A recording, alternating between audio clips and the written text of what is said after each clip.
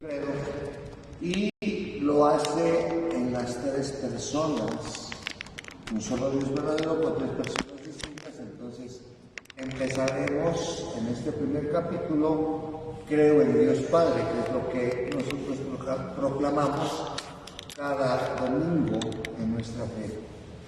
Creador del cielo y de la tierra. Así lo realizamos, crear, otra vez volvemos al mismo verbo. Crear no es inventar, crear no es descubrir, crear no es igualar, crear es sacar de la nada. Por eso el Padre es creador. En el término precisamente que nosotros decimos, Dios es el ser que ha creado ese principio de la vida, nosotros lo conocemos como el Padre. De ahí que partamos a lo siguiente. Como crea el cielo y la tierra, crea lo material, lo espiritual. En el nombre del Padre, del Hijo y del Espíritu Santo es lo que nosotros decimos, en tres personas y un solo Dios verdadero, que es lo que nos va a ir explicando precisamente el credo. Dice en el número 232, los cristianos son bautizados en el nombre del Padre, del Hijo y del Espíritu Santo. Mateo 28, 19, que es el acto después de la resurrección, precisamente en el Evangelio de San Mateo, que da el mandato a Jesús: vayan a todas las gentes, bautizándolas, sumergiéndolas, lavándolas, purificándolas en el nombre del Padre, del Hijo, y vendrá Pentecostés a los 50 días en el Espíritu Santo. Antes responden, creo, a esta tipo de pregunta que les pide confesar su fe en el Padre, en el Hijo y en el Espíritu Santo. Fides omnium Christianorum in Trinitate consistit.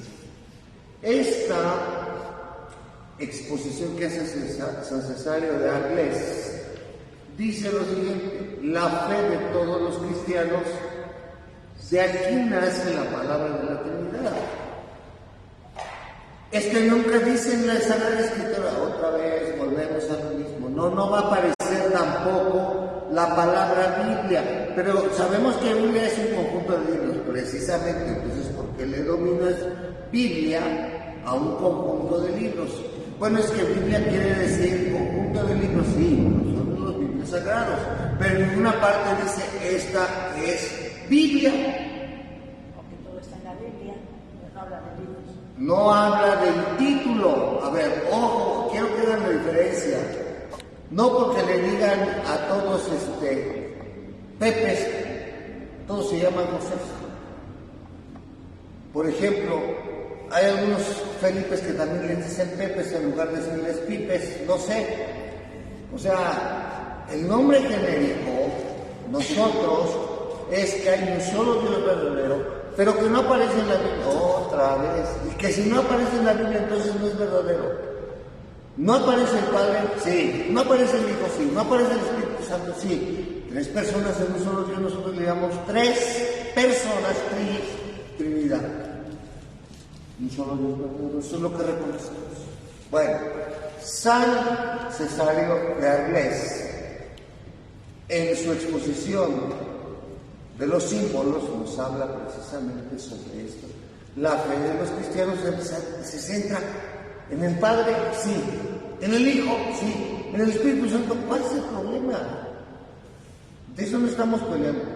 Pero es que entonces, otra vez, el misterio, por eso, de la Santísima Trinidad, por eso es un misterio, porque Jesucristo nos revela al Padre. Jesucristo lo dice en la Escritura: nadie va al Padre si no es por mí.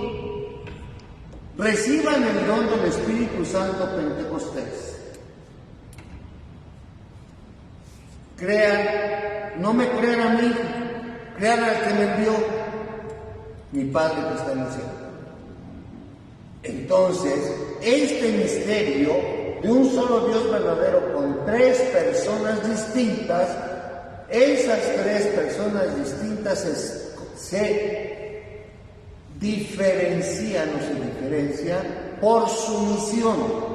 El Padre es creador, el Hijo es salvador, el Espíritu Santo es santificador. Repito, Padre creador, Hijo salvador, Espíritu Santo santificador. Es el misterio de Dios en sí mismo, es pues la fuente de todos los misterios de la fe, es la luz que ilumina, es la enseñanza más fundamental y esencial en la jerarquía de las verdades de la fe, documento de la catequesis o directorio general de la catequesis. Para los catequistas esto tiene que ser pan de todos los días. Toda la historia de la salvación, entendida aquí desde la vocación de Abraham, o incluso desde la creación, toda la historia de la salvación no es otra cosa que la historia del camino y los medios por los cuales el Dios verdadero y único para nosotros, Padre, Hijo y Espíritu Santo, se revela a los hombres, nos aparta del pecado y nos reconcilia y une consigo. Esta catequesis es después del pecado original. La revelación de quién es Dios se sigue mostrando en la historia de la humanidad con personajes como Abraham, como Isaac, como Jacob, como el pueblo de Israel, como los profetas, como los reyes, como David, como Salomón, como los profetas, Isaías, Ezequiel, Malaquías, etc. Como grandes comunidades, Macabeos, etc. Como los pueblos circunvecinos a Israel, los egipcios, los fenicios, los sirios. Para ellos, el Dios que los ha sacado de Egipto, aquí está. Ese Dios les ha prometido la reivindicación a través de la presencia del Mesías, reivindicar al pueblo, perdonarle sus faltas, perdonar su interés, hacer a un lado al mismo Dios y les promete el Mesías.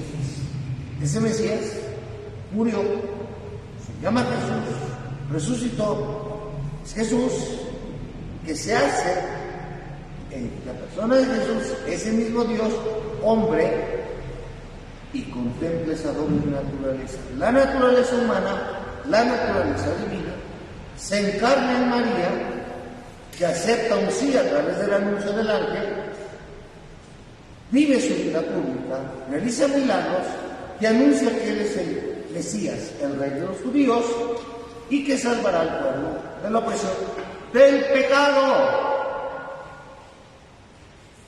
Y perdón que lo señale así, del pecado, porque todos están esperando un Mesías que venga a conquistar y haga un imperio israelita, a ejemplo de los imperios bajo los cuales estuvo sometido. Nada que ver.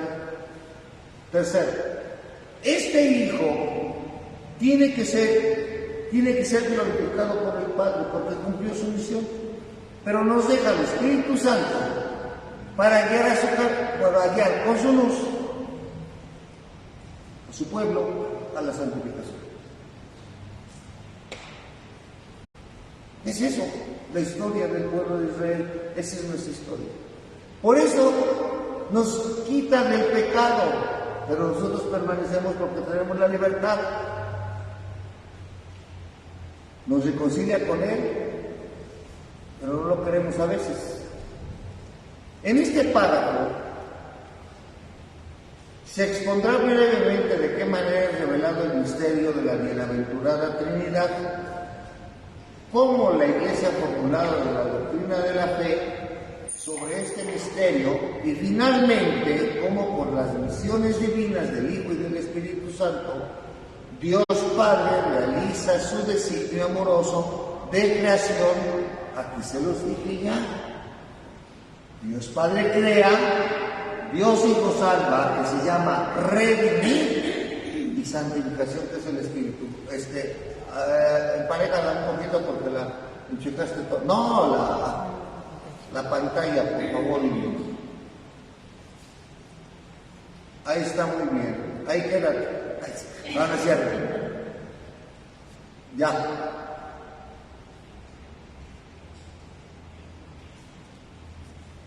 Los padres distinguen entre la teología, el tratado de Dios, y la oikonomía, la economía de la salvación, designando con el primer término el misterio de la vida íntima. La teología es la vida íntima de estas tres personas, el amor tan profundo que hay del Padre al Hijo y del Hijo con el Espíritu, del Espíritu con el Padre. Con el segundo término, la economía, se van a entender las obras de Dios por la que se revela. Por eso se llama economía, obras. La economía es el proceso, la participación en las obras, que se revela y comunica su vida. Por la economía, por esos signos, nos es revelada la relación profunda de Dios. Aquí está la importancia de los signos. Dios siempre habló al pueblo de Israel mediante signos. Estaba en el signo de la zarza, estaba en el signo de las nubes, estaba en el signo de la voz, estaba en el signo de los profetas, estaba en el signo de los espíritus celestiales, de los espíritus celestiales. Después se encarna, se hace como nosotros en todo, menos en el pecado, para mostrarnos mediante la vida y los milagros, palabras y obras de Jesús, cómo nos sigue amando y cómo a través de esta precisamente historia de salvación, el Espíritu de la verdad que nos hace libres nos llevará al origen primero. Por eso, las obras de Dios que se revelan y nos comunican la vida íntima de esa Trinidad, de ese amor. La teología es la que esclarece toda acción. ¿Por quién hay un profeta? ¿Por quién hay este signo? ¿Por qué esto Dios lo revela? Pues precisamente porque nos va mostrando los caminos y las obras. Las obras de Dios revelan quién es en sí mismo. E inversamente el misterio de su ser íntimo ilumina la inteligencia de todas las obras. Así sucede en esa analogía entre las personas humanas. Y concluye con esto para que se entienda. Nosotros, las personas, mostramos en nuestro obrar, y a medida que conocemos mejor a una persona, comprendemos por qué obra así. Yo no puedo hablar de alguien si no lo conozco. ¿Por qué actúa así? Porque tú hiciste esto, tú hiciste aquello. Ay, ¿tú cómo sabes? Precisamente porque lo conozco. Porque Él me ha dicho cosas que tú no conoces. Tú le conoces externamente, pero la relación profunda es lo que a mí me hace decir el por qué actúa así. El por qué es así. Ay, pues yo pensaba otra cosa. Pues no andes pensando, pedazo. Mejor pregúntale. Y para eso nosotros también tenemos otro signo que no aprovechamos. Se llama orar, no rezar. A Dios se le conoce en el diálogo y se le conoce en la intimidad. La Trinidad es un misterio de fe. Otra vez, misterio no es lo oculto, sino una parte de un todo que nuestra inteligencia no llega a comprender. ¿Quién no conoce las obras de Jesús? ¿Quién no conoce los vestigios que dejó Jesús? Sería irracional decir que no se conoce la persona de Jesús, históricamente hablando.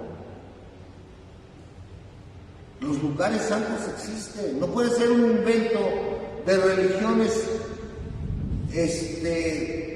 monoteístas que no le den la importancia al lugar donde estuvo Jesús en el camino, y no solamente por judíos, que fueron los autores principales de esto, del Imperio Romano. Jesús no es un invento. Precisamente por esto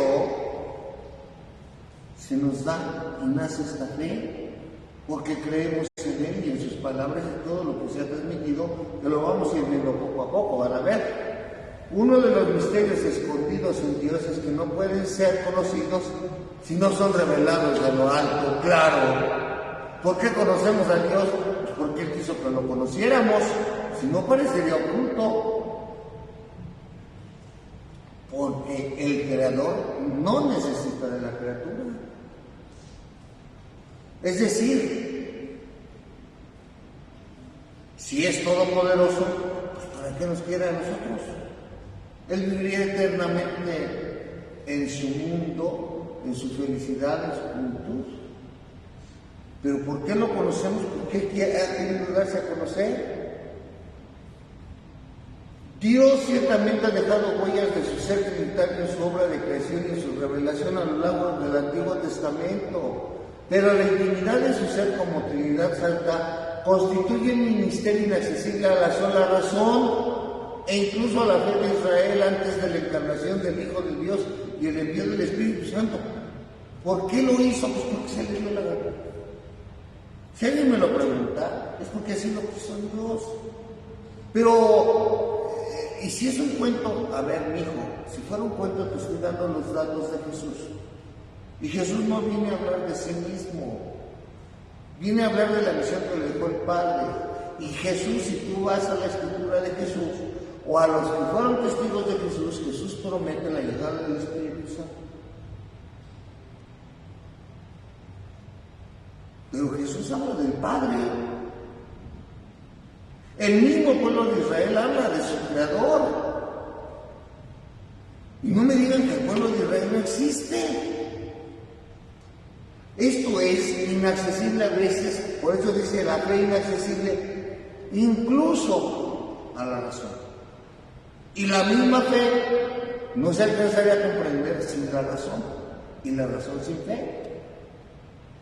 Pero es tanto el misterio de esta realidad que vivimos, que ni aún juntando la fe y la razón, comprendemos todo el misterio.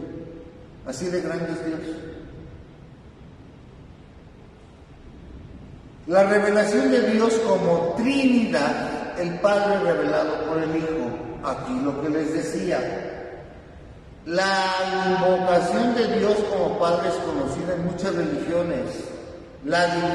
No dije iglesias cristianas, religiones serias. El islamismo. ¿Tiene un solo Dios? Es el mismo. Pues ahí nacen los ismaelitas. Ismael, no se sorprendan, fue el hijo de la criada que tenía Sara. Ahí están los árabes, ellos son. Primero le da permiso Sarita a Abraham y le pegó. Y entonces luego se pone celosa y ya la quiere correr. ¿Quién te entiende, mujer? Y luego la misma Sara con Isaac y Esaú. A Esaú lo hace a un lado para que Isaac le toque la primogenitura.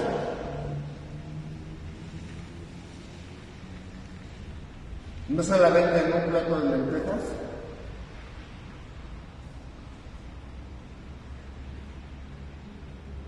No le manda a ponerse aquí un peluchito como de borrego para que no note que sí es el peludito porque ya no vea nada y lo bendiga. Lean el libro del Éxodo, por favor.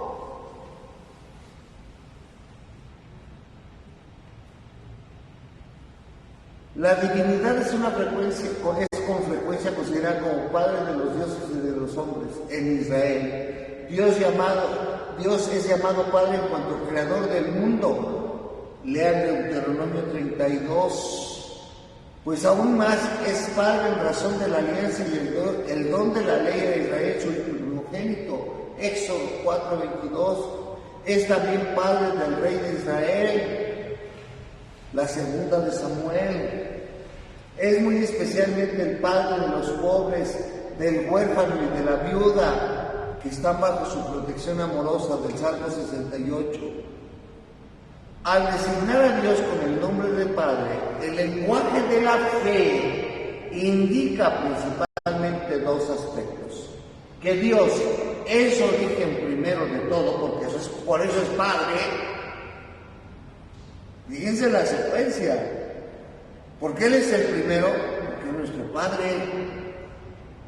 ¿Por qué Él no es otra cosa? Porque es nuestro Padre, es el Creador, el que nos da la vida. Y autoridad trascendente. Ya lo habíamos visto. Que es al mismo tiempo bondad y solicitud amorosa para todos sus hijos. Esta ternura paternal de Dios puede ser expresada también mediante la imagen de la maternidad. Claro, ¿por qué? Porque Dios hace una alianza y ve por sus hijos.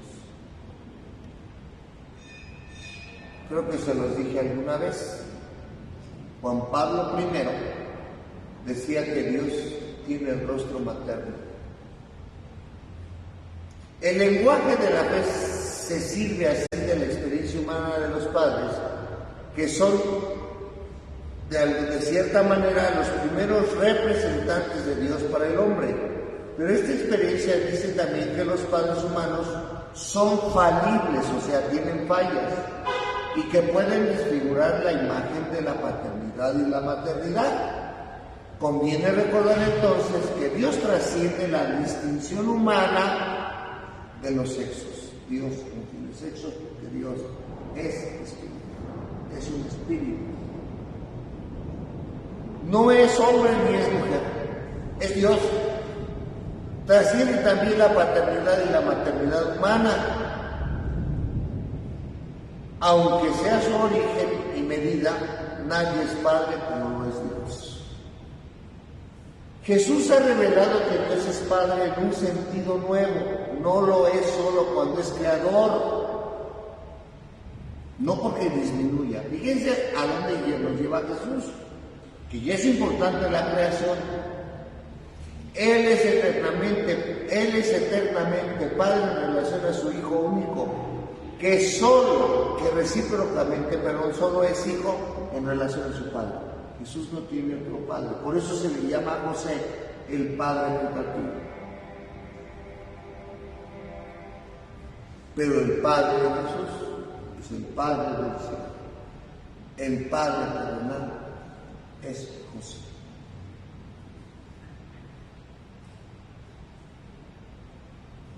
Ni el Padre lo conoce nadie sino el Hijo, y a quien el Hijo se lo quiera revelar. La relación profunda. Yo nadie puedo llamar Padre más que el Padre del cielo, dice Jesús. De ahí, fíjense bien, porque por esto no captan de repente los hermanitos. ¿Por qué les dicen padres a esos ministros? Si Jesús dice que a nadie le llames Padre en el cielo, ni le llames Maestro, porque hay un solo Dios y un solo Padre. Este es el sentido de esas palabras. Pero este Padre, se dan cuenta que está escrito con mayúscula, cosa que no entienden, la diferencia entre la escritura. No es un Padre con minúscula, es un Padre con mayúscula, como el único. ¿Se dieron cuenta? Ahí está, en todos lados lo pone como Padre con mayúscula. ¿Y eso qué tiene que ver si dice Padre? Pues estudia, por favor, un poquito el idioma español, mi rey. Porque no es lo mismo Padre que papá.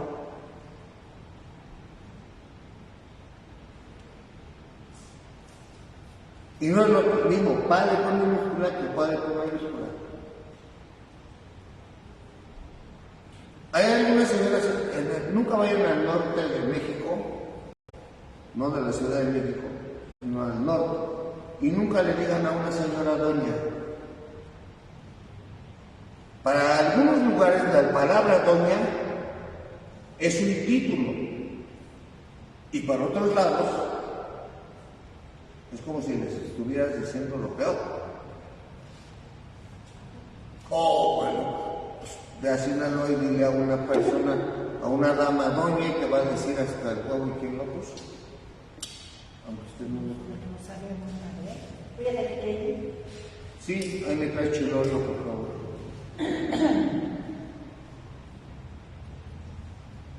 Pero esta escritura nos dice, por eso los apóstoles, que también es mayúscula, confiesan a Jesús como el verbo. Pero si el verbo ¿qué es? Es que el verbo es palabra creadora. Así como está escrito es palabra creadora.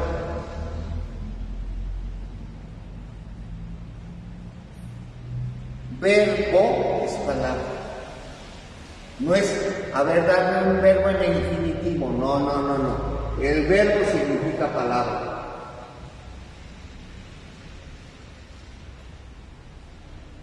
Que en el principio estaba junto a Dios y que era Dios. Pero ¿cómo está escrito la palabra Dios? ¿Ya ven por qué no leen bien? Ustedes vayan a una Biblia mormona y ese Dios tiene un antes, un Dios con minúscula. ¿Saben lo que significa eso? Un Dios con minúscula, que Jesús para ellos no es un Dios.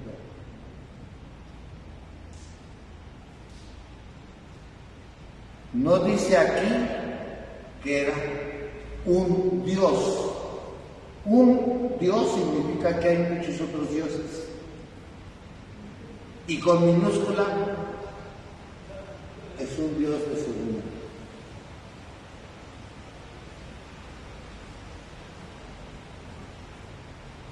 Agarren un libro de Mormón, lean la escritura de Mormón y van a ver.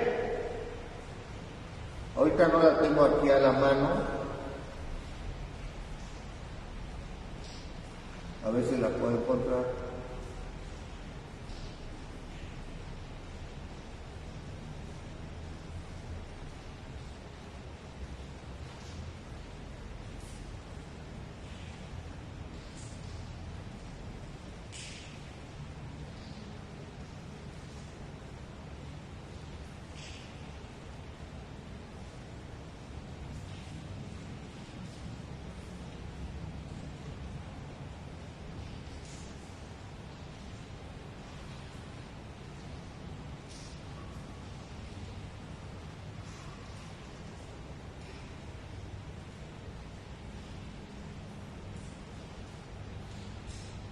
Permítanme un segundo, porque me encanta esto cuando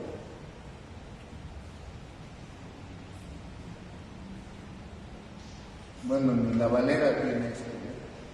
Por eso los adoctrinan muy bien, aunque sean güeritos y vengan de Estados Unidos y hablen mejor el español, no leen lo que deben de leer.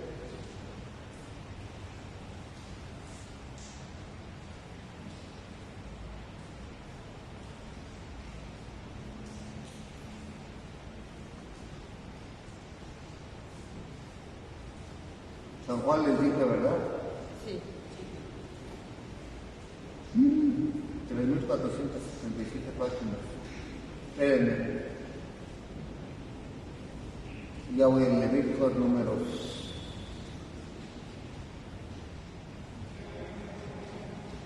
No, pues tiene que ser 3.000, 3.000. A ver. Voy a subir un poquito. Pues.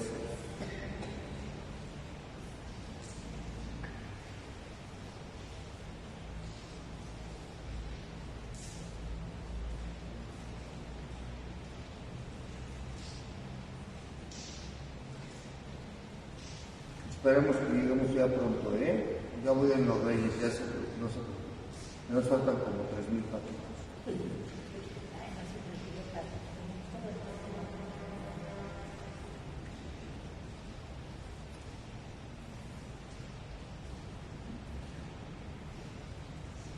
Ya vamos los salmos que son 150 y llevamos en el 90, en el 80. 100, 150, 110, 130, 140. Proverbios. San Juan, me consta que le pedí a San Juan.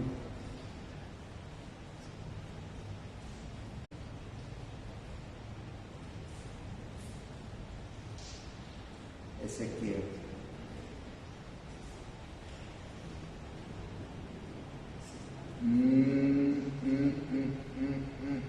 Ahí está, Marcos, Lucas. Ahí vamos ya. Ya, espérate, Juan. No, ahora ya me tengo que retrasar. A ver.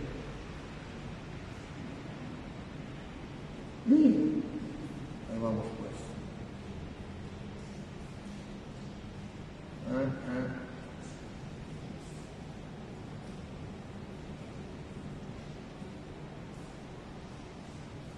Aquí hay una anotación.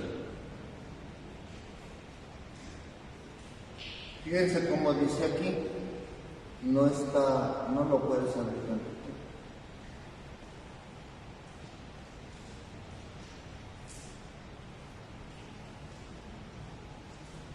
Aquí hay una anotación, fíjense cómo la han modificado.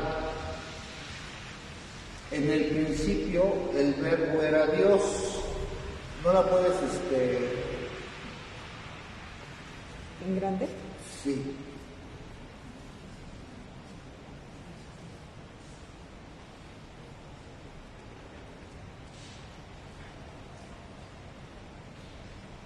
Porque aquí hay una anotación que quiero que vean.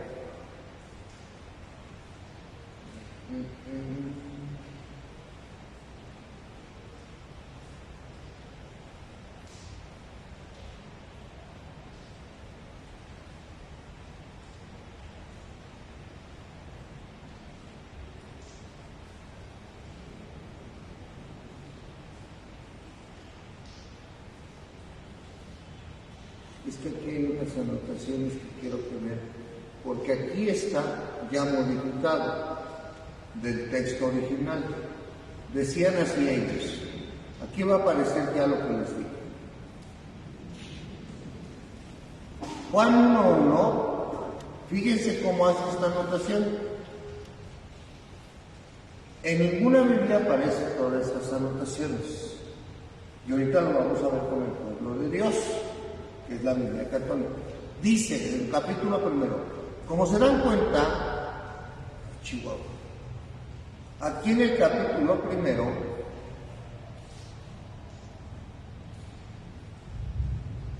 dice así: Cristo es el verbo de Dios. Aquí dice el capítulo 1.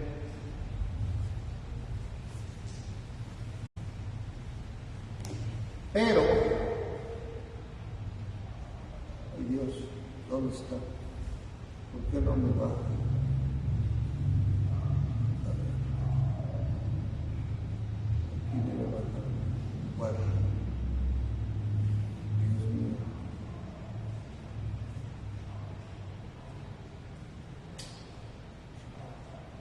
A ver.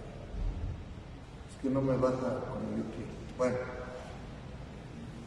Aquí dice capítulo primero, pero nunca enuncia versículo y da una explicación, cosa que no aparece en la escritura.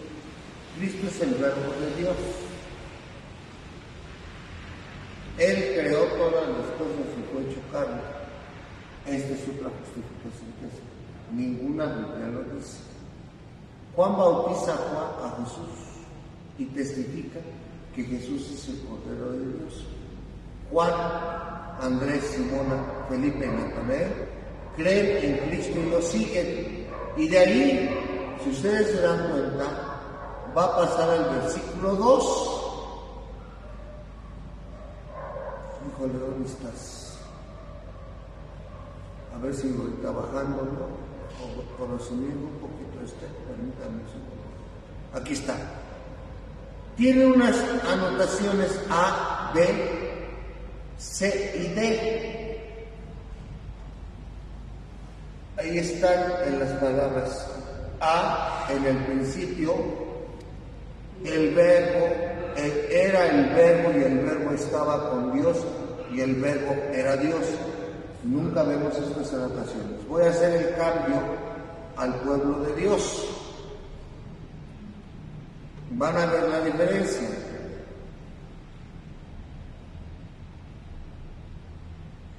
Evangelio de San Lucas.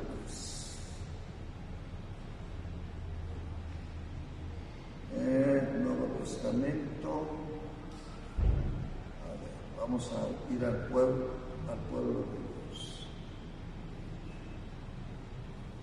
Déjenme verlo. Ahorita voy a entrar. Permítanme un segundo.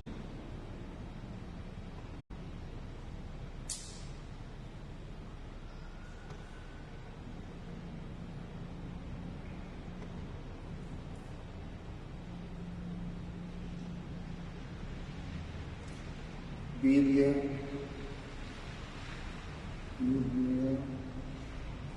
el pueblo de Dios,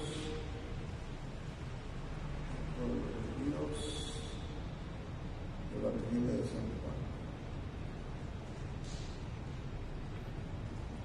Fíjense la diferencia, ahorita la van.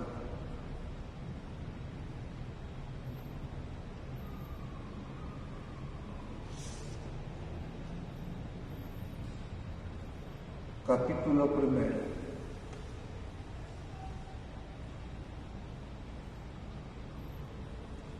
Quiero que vean esto. Ahora déjenme. Tamaño. Aumentar. 1, 2, 3, 4, 5, 6, 7, 8, 9, 10, 11, 12, 13, 14, 15, 16. A ver si nos alcanza a ver.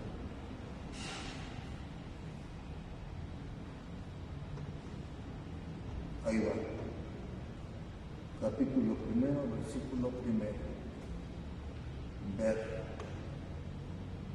Tamaño, aumento.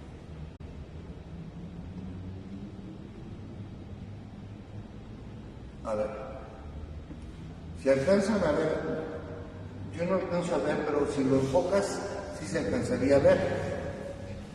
Porque no alcanzo yo a ver eso. A ver. No, está muy claro. Ahí. A ver, espérame un tantito, déjame aumentarlo, porque esta no me está gustando. A ver, Evangelio de San Juan. Evangelio de San Juan. Pueblo de Dios. Aquí está. Acá está.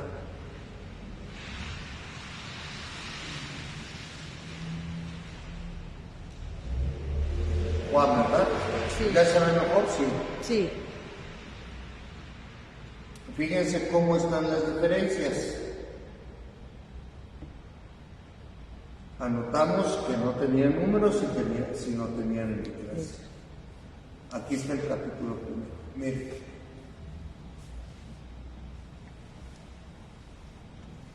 Díganme que al principio existía la palabra.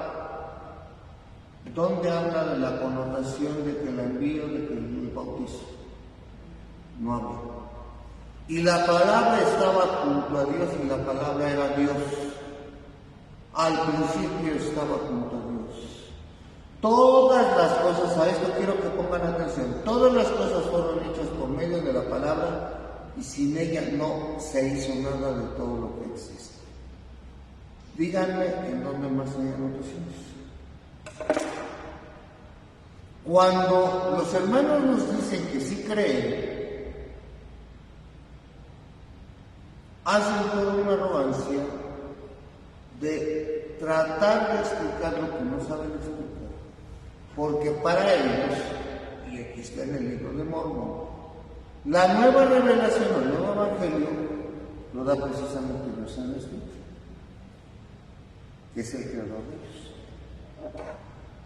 Cuando se le caen las placas, etcétera, y pensando, un ángel se le presenta y le dice lo que tiene que escribir. Si ustedes no han leído el libro de Mormón, por favor también leanlo por cultura. No les va a pasar nada.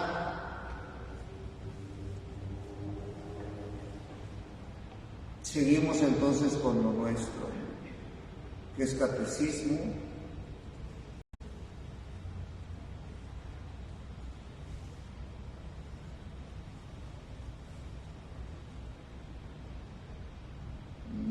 Catecismo de la Iglesia Católica. Vaticano.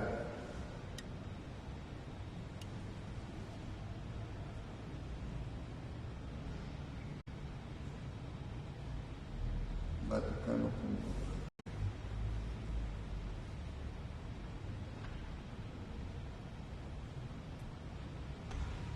Doy. Entonces estábamos en el número 240. 240.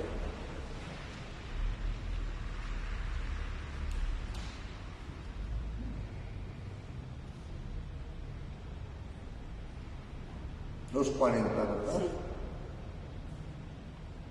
La revelación como la Santísima Comunidad de la Doctrina de la Fe, y ya estábamos sobre eso. Ok, 240.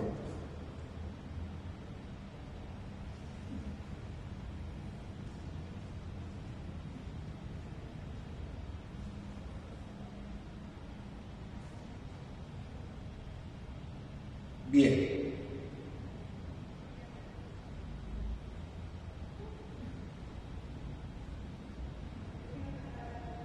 Aquí está. 2:41. Los apóstoles confiesan a Jesús como el Verbo que en el principio estaba junto a Dios y que era Dios, lo que acabamos de ver en la Sagrada Escritura católica, como la imagen de Dios invisible en Colosenses 1:15, como el resplandor de su gloria y la impronta de su esencia, Hebreos 1:3.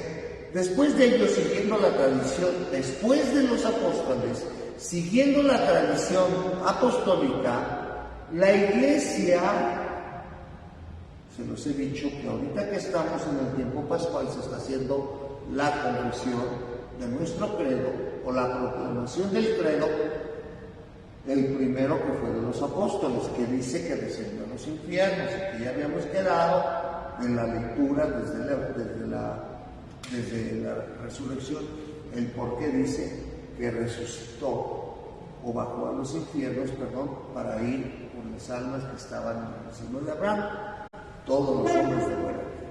Bien, hacia el año 325, cuidado con estas fechas, en el primer concilio ecuménico, hay concilios que son solamente de la Iglesia, pero ecuménico quiere decir que tiene otros visores que no necesariamente son católicos, como lo fue el Vaticano II, que tuvo representantes, otras iglesias, o mandaron representantes, otras religiones. El concilio ecuménico en la ciudad de Nicea, en el año 325, nace la palabra consubstancial al Padre, es decir, un solo Dios con él, porque se empezó a preguntar con un sacerdote cabalero, Arrio, que decía: Dios es hombre, sí, no puede ser Dios. Dios no se puede rebajar a la naturaleza humana, deja de ser Dios. Y un hombre no puede ser Dios, porque ningún hombre puede ser como Dios. De ahí nace consubstancia al Padre. Voy a ver, para que no se me queden viendo así,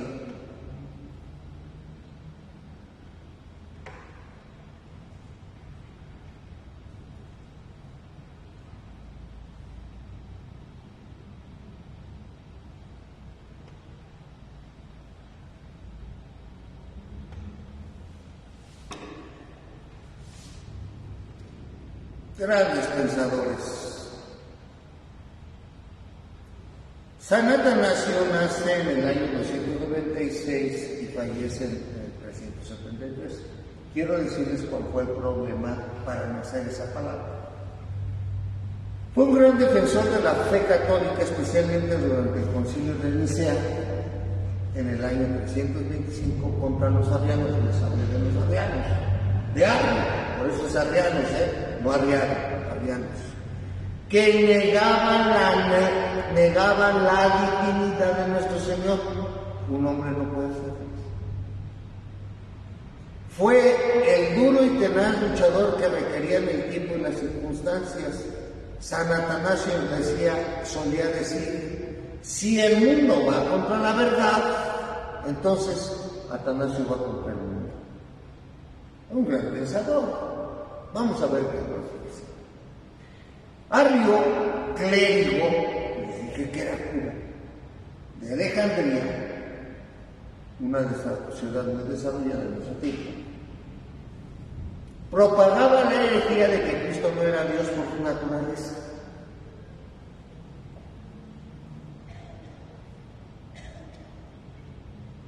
El pensamiento es lógico, pensamiento.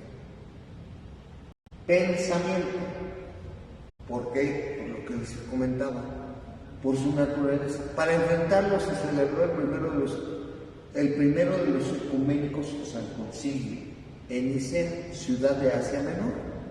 Atanasio, que era entonces diácono, acompañó a este posible Alejandro, obispo de Alejandría. Con doctrina recta y gran valor sostuvo a la verdad católica y refutó a los herejes. El concilio excomulga a Arrio y lo desterra en el 336 a Trèveris. Durante 2 años permaneció Atanasio en esta ciudad, al cabo de los cuales al morir Constantino, para que no digan que Constantino, que la Iglesia Católica es de Constantino, no, señores. Si uno de los grandes problemas que siempre ha tenido a veces la Iglesia es que nacen los problemas dentro de la Iglesia.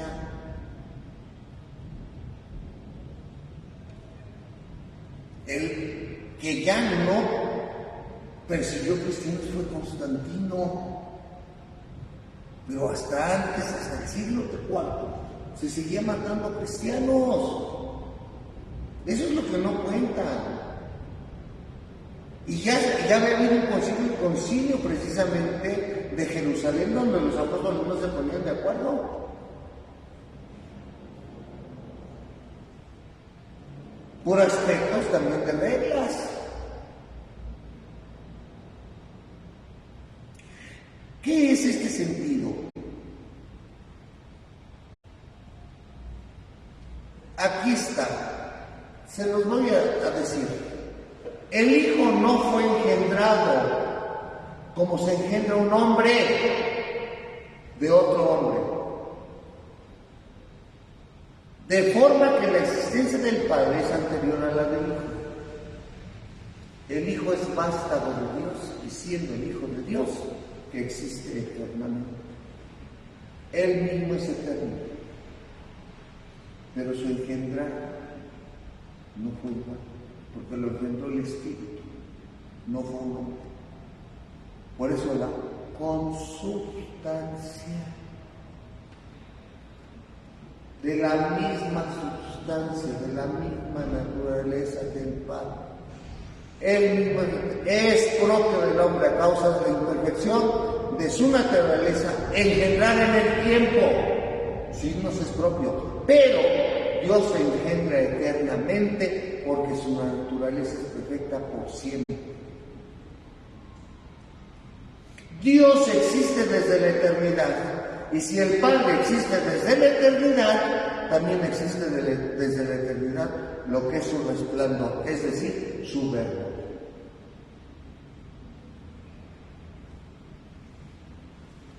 Además, Dios, el que es, o ojón, esa es una palabra griega, o ojón, tiene de sí mismo un verbo que también es este verbo, no es algo que antes no existía, no es algo, no es una cosa. Y luego vino a la existencia, ni hubo un tiempo en que el Padre estuviera sin logos, sin creación. Ya era la creación, era el mismo Dios eterno que se hace consubstancial.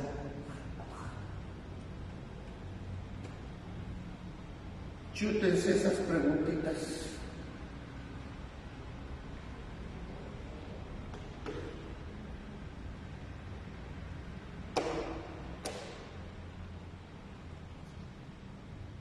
¿Por qué, Padre,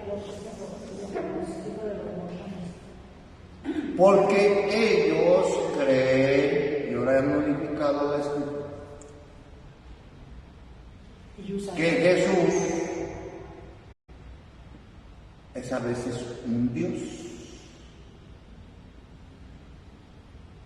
Y los testigos también lo traen en la Biblia. Y usan los apóstoles, o sea, el nombre de San Juan. Cuando ellos creen que su religión es diferente a la nuestra. Toda la nueva. Ellos ya han puesto fecha desde cuándo va a venir el juicio final, cuándo se van a salvar, porque lo dice la Escritura que se salvarán 144,000, según ellos, que la gran prostituta es la Iglesia Católica, de la que habla el libro del Apocalipsis. Entonces se hace toda una interpretación y acomoda el segundo punto. Pero yo lo veo claramente y creo que hay una cerrazón a la razón. Perdón que lo diga así. Una cerrazón a la razón. Que a veces es inútil dialogar cuando les faltan dos realidades. Y nunca la manejan los pastores a los fieles, los susodichos pastores. Ellos hablan de la tradición, pero todo se les termina en el 318 con Constantino. La tradición de la Iglesia es siempre. Y si vamos a la tradición, vean los problemas que había. Les acabo de presentar un problema. Pero ha habido muchos. Ellos toman la ruptura y hablan de reforma. Yo no sé qué reformar. Porque voy a ser muy escueto. Y si bien es cierto que la Iglesia Católica en ese momento estaba muy a la par con el imperio, estoy hablando del siglo XVI, cuando viene esta ruptura con Lutero, por las indulgencias, también hay otro acontecimiento. Por eso las cosas son divinas. Ante esos abusos surge una figura que se llama Francisco de Asís.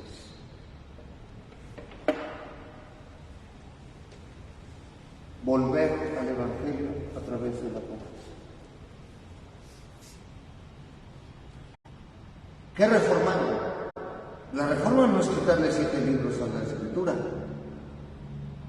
Reformaron que la Iglesia tenía que volver a sus orígenes, gracias. ¿Pero qué reformaron? O sea, ¿realmente qué cambiaron? Por eso de la etapa de la reforma, a mí me suena, cuando hablas de reforma, hablas de mejoría. Si la presencia la hizo y nos volvió más conscientes como iglesia, la figura de un Francisco de Asís con Santa Clara, pues qué bueno, fue volver al maestro. Si la reforma es volver al origen, pues qué bueno, pero ellos no lo hicieron.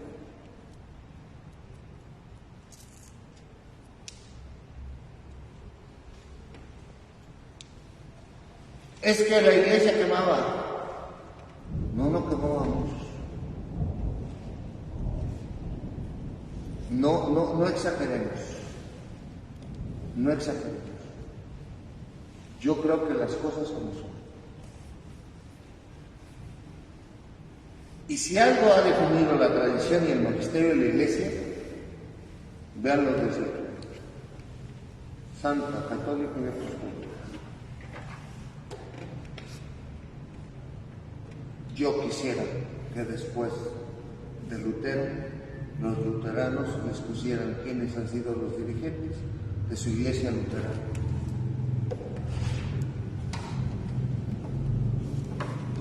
Aquí con todo, como haya sido el Papa, siempre ha habido una cabeza visible en la iglesia de Cristo, de su Señor Cristo. Que no todos han sido santos, no, hay que reconocerlo. Pero que ha habido grandes hombres, algo de divino, yo creo que sí tiene esta iglesia. Porque si no, ya los niños católicos nos los hubiéramos acabado. Muchas gracias. Préstame mis. Gracias. Uy. Felipe. No va hacia arriba, padre. ¿Tienes mis llaves? Sí, ¿verdad? No, pero le presto las mías. Ah, no, yo las tengo. Muy bien, mañana nos vemos. Sí, padre. Gracias.